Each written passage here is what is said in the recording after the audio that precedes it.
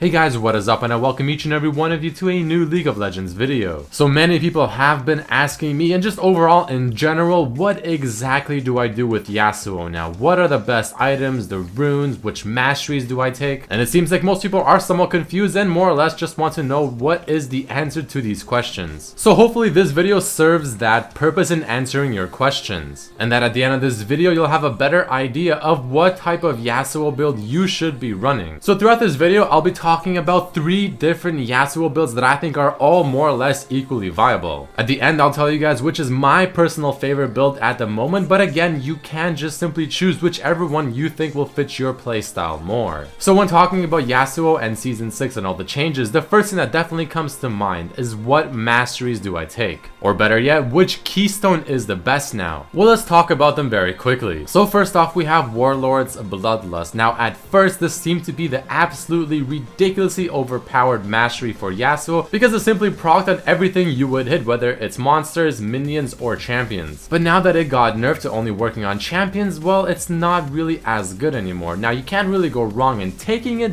but I don't think it's the best option as of right now. Then we have Fervor of Battle, another very popular Yasuo mastery as well, but unfortunately very recently it also got the same treatment as Warlord's Bloodlust. It now works only on champions whenever you're trying to gain the stacks. So again, much like Warlord's Bloodlust, this isn't really all that good anymore, even though before the changes I actually thought this was very strong. So the only time I would ever recommend taking this mastery is if you simply just adore getting Blade of the Ruin King on Yasuo. If you do, this is not too bad, but if you don't, I don't recommend taking this one. And the final and third keystone mastery that we'll talk about is definitely Thunderlord's Decree. I think this is by far the best mastery to take on Yasuo and almost honestly every single champion in League of Legends at the moment. It just recently got buffed, the damage on it is insane, it works with Yasuo very well, it helps your laning phase a lot, and it really is just a flat out very strong mastery. So as of right now, of the 3 masteries, I highly recommend taking Thunderlord's Decree, but again, it comes to personal preference. And I'll give you guys a full mastery build path when we talk about the actual builds later on in the video. So let's move into the actual 3 different builds we'll be discussing. Now all 3 builds really just stem from the first 2 items that you decide to go on Yasuo, because it really just decides what kind of build path you're choosing to do. So the first build path is going to be combining Static Shift and Trinity Force. Since the recent changes to Triforce gave a 20% crit chance, this is now definitely viable. And to me, this is the hybrid in tankiness and damage type build. Following that, we have the more or less famous Static Shift into Infinity Edge, going for the full out assassin burst type damage. This build is still of course the king when it comes to just burst damage and overall just eliminating squishies in the backline in team fights more or less like an assassin. And the final and newest Yasuo build is going to be combining Trinity Force and Phantom Dancer. I'm excited to talk about this build because I think this one has a lot of potential, but we'll get into it just a bit later. So let's start things off by talking about the Static Shift and Triforce build. So the starting items throughout all the builds are the exact same. You either go with the Dorans for the more slightly aggressive start, or you go Boots to make your E's a bit faster and for the extra potions in the lane. And of course, since I'm sure a lot of you are wondering, here are the runes and the masteries I would personally run if I'm using this build. So I personally have attack speed Quins, flat AD reds, armor yellows, and flat MR blues. Against an AP champion, you can switch out the yellows with HP per level. Now the thing I love about Yasuo is that you can definitely switch around the runes, and chances are it'll still definitely work if you play it better that way. Such as switching out some of the Quins for maybe more flat AD, maybe a bit of lifesteal, or whatever you please. Now the core items I have listed should be self-explanatory, and you can definitely get different boots depending on what you're facing or what you prefer. Like for instance, sometimes I prefer the boots of speed for the faster E dashes, and for the other options it doesn't matter too much in what you choose. Again, it depends on what you're facing. So now the beauty of this build is that it really is just the best of both worlds. You have an all-around great build that has a decent cost in terms of the items, it provides decent damage regardless, of course not as high as going Shiv into IE, but it is still very much there. But on top of that, you're also not as squishy as going Shiv IE, for instance, because you do have the phage from the Trinity Force. The Triforce also makes you a lot more mobile, so therefore it means you'll have more of your passive. You still have the beauty of Static Shift when it comes to wave clear and just the potential AoE type damage in teamfights. You still have good dueling power with the Triforce, you have decent assassinating power with the combination of both of these items. You can take down towers as as well because of the sheen effect. And like I said, all around a very solid hybrid type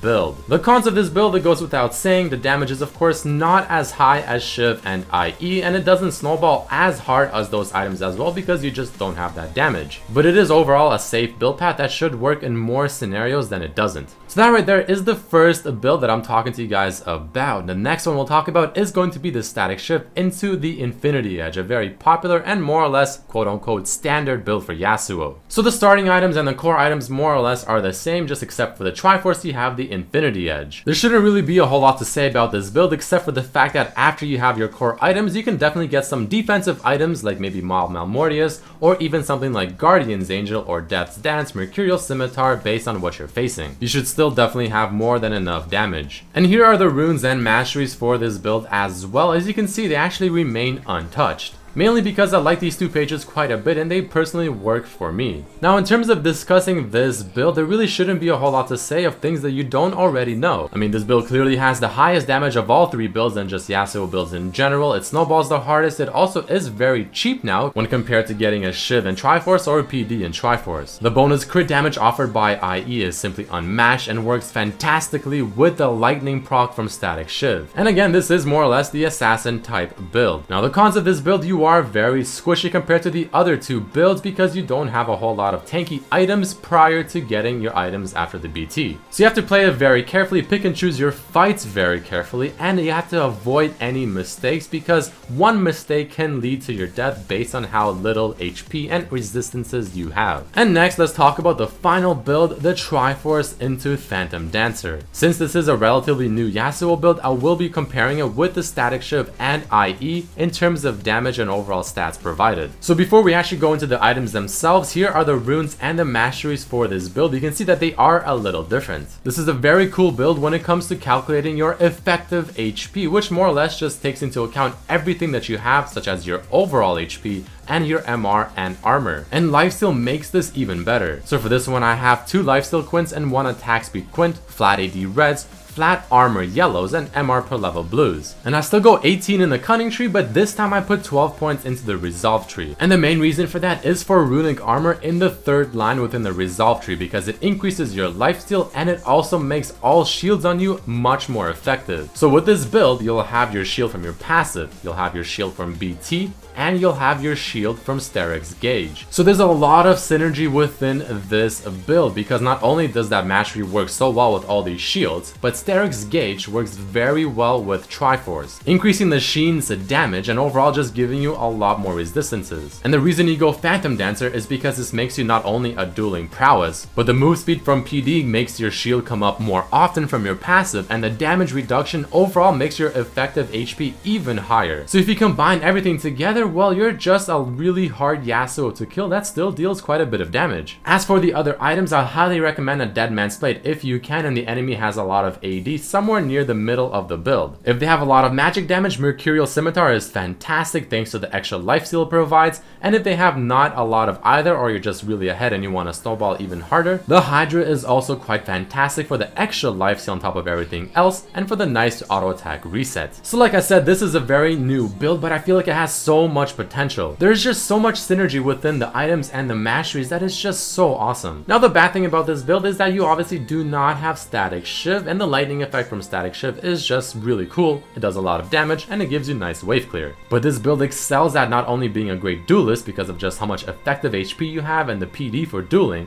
but you're also quite strong and a big disruptor in teamfights because you still deal good damage and you're very hard to kill. And a user on Reddit called LichGetStalton compared these two builds, Infinity Edge and Static Shiv, and Phantom Dancer and Triforce. And the end result is of course just proving the fact that IE and Static Shiv does more damage than the PD and the Triforce. But it's more of a matter of how much more damage does it do, and is it worth the extra utility and overall tankiness you're losing by going the route of IE and Static Shiv. So the final part of this video, which is my personal favorite build and which one do I prefer playing of the 3? Well, if I had to choose one, it'll definitely be the Shiv and Triforce build. Again, it is just too well rounded for me not to like it. But the lovely thing now is the fact that you can easily switch up the builds midway through a build. So for instance, you can be going for the Shiv Triforce, and after you finish the shiv, if you realize you're snowballing really hard, you can instead go for the Infinity Edge. But the third build that I talked about, the Triforce NPD, is one I'm still keeping a very close eye on and practicing it even more, because I think this one has an insane amount of potential because there's just so much synergy within the items. But that is about it for this video, guys. If you did enjoy this one, definitely hit that like button to show your support. Let me know down below which is your favorite build and which one you like playing the most. Make sure to check out my other videos as well, like my Is Poppy OP rework video guide explaining how to play her. Subscribe if you haven't, share the video with your friends, and I'll see you for the next one.